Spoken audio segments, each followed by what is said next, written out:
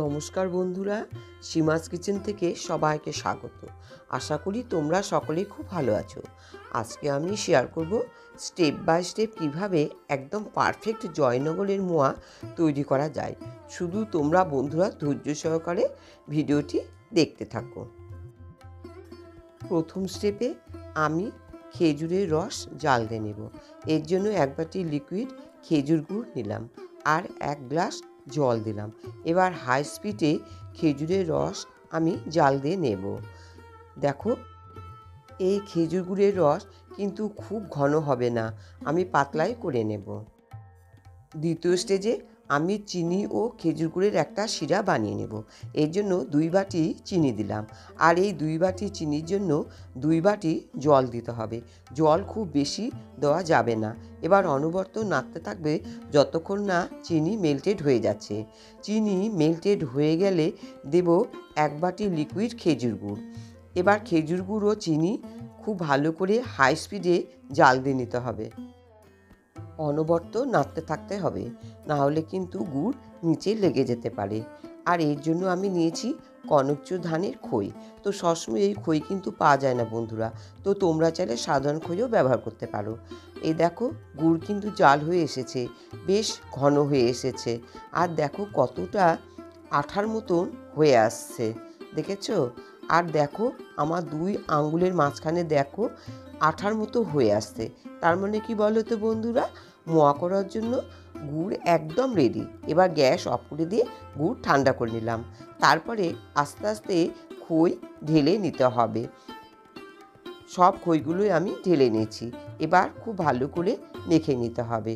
অনবরতই মাখতে হবে যতক্ষণ না একটা ঝরঝরে খই হয়ে আসে। এইভাবেই আস্তে আস্তে করে অনবরত নাড়তে থাকতে হবে। এবার দেখো একদম কিন্তু খই ঝরঝরে হয়ে গেছে। দেখো বন্ধুরা কতটা পারফেক্ট খই হয়ে গেছে, আর একটুকু কিন্তু গুড় লেগে নেই। মোয়া করার জন্য কিন্তু বন্ধুরা একদম পারফেক্ট এরকমই খই হবে। এরপরে আমি আগে যে খেজুর গুড় জাল দিয়ে দিয়েছিলাম সেটা দিলাম, দিয়ে এবার একটু হাতের সাহায্যে মেখে নেব। নিয়ে আমি হোলনায় ঢেকে রেখে দেব। এবার চলে এলাম তৃতীয় স্টেজে। ঢাকনাটা তুলে নিলাম। দেখো বন্ধুরা খই কতটা সফট হয়েছে, আর একটাও কিন্তু ভেঙে যায়নি। তারপরে দিলাম 1 বাটি খোয়া ক্ষীর আর মিল্ক পাউডার, দিলাম কাজু ও কিশমিশ, আর দিলাম একটু এলাচ। এবার দিলাম 1 চা চামচ ঘি, আর দিলাম 1 বাটি খেজুর রস। এরপরে হাতের সাহায্যে খুব আলতো করে মেখে নিতে হবে, যেন খইগুলো ভেঙে না যায়। দেখো বন্ধুরা ঠিক এইভাবে আস্তে আস্তে করে মেখে নিতে হবে। এবার হাতে একটু ঘি মেখে নিলাম, নিয়ে 2 হাতের সাহায্যে মোয়াগুলো আস্তে আস্তে বানিয়ে ফেলতে হবে। ঠিক এইভাবেই আস্তে আস্তে বানিয়ে ফেলতে হবে। দেখো মোয়া একদম রেডি। এরপরে বন্ধুরা দেখো এই যে খোয়া ক্ষীর নিয়েছি, এই খোয়া ক্ষীর আমি এর উপরে গ্রেট করে দেব। তো তোমরা যদি খোয়া ক্ষীর না পাও তাহলে মিল্ক পাউডারও দিতে পারো।